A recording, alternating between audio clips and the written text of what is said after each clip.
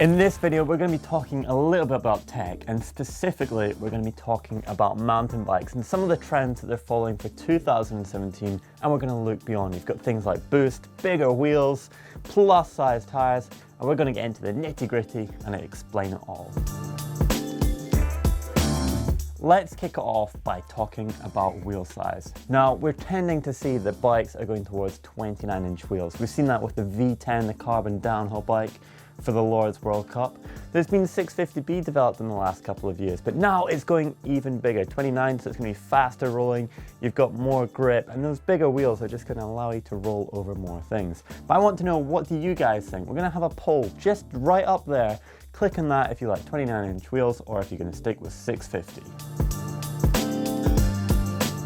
Let's move on from talking about those bigger wheels and talk about plus size tires. So they're getting wider tires. They're 2.6 inches all the way up to about 2.8 inches. Now, Neil is a big fan of these. You've probably seen him riding in a few videos on his plus bike. Again, you're just gonna get more grip. You've got a wider tire, so you're gonna get a bit more cushioning, you could say, kind of dampening like suspension.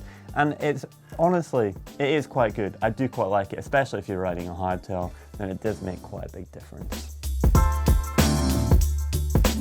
Before I get into the really kind of nitty-gritty details of talking about geometry and things like that, I want to talk about two things that are really important. Number one is the fact that all the bikes these days are going towards carbon. Full carbon, carbon, full carbon, carbon front and rear triangle. Now it's a little bit expensive, but it is coming down in price compared to what it used to be.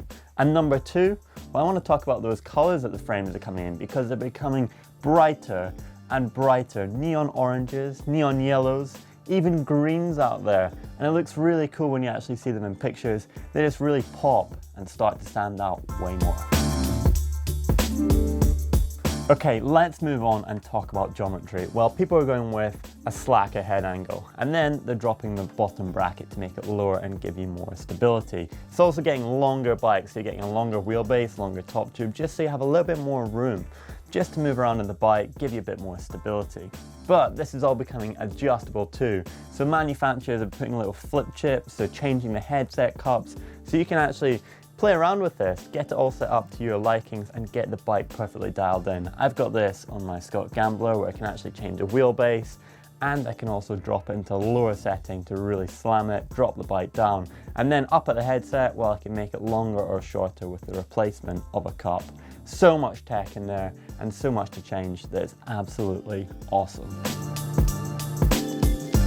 So what else has changed? Well, the big one in the last couple of years has got to be that boost setting. So it's getting a wider fork, so you're going from 110 by 15 mil, and then at the rear end, well, it's 148 by 12. So it's just getting a little bit wider, giving you a little bit more stiffness, making the bike stronger, and it's allowing for a lot of manufacturers really just to design that bike to make it stiffer, stronger, and all of that means that they can make it a little bit lighter as well, which makes it easier for all of us to pedal up to the top of the hills.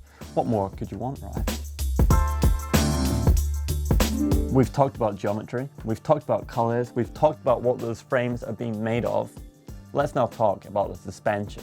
So on the forks and the shocks of the bikes that are coming these days, you're getting more adjustment. You're getting rebound, you could be getting lockout, and then you could even be getting compression adjustments. You're going to have low and high speed to allow you to really dial that bike in, get it set up perfectly for you.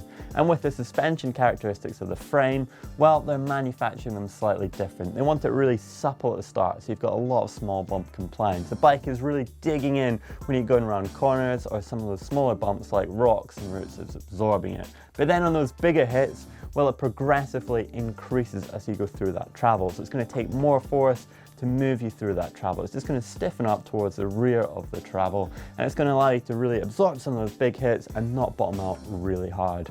And then one last thing, well, there's lockout on the bikes. So you can actually lock it out, climb up to the top of the hills, be super efficient, and have more energy for the downs. So there we go, there's some of the hot tech that is going on in mountain biking right now. And one that I've missed that you're probably gonna call me out for has got to be that a lot of bikes are actually going 1x specific, so they're ditching the 2x or even the 3x, and that's just allowing manufacturers to design the frame slightly different and again make them stiffer and stronger. If I have missed any more, then I'm sure you guys will love to correct me in the comments, so leave them all down below. And if you want to watch some more videos from GMBN, then make sure you subscribe.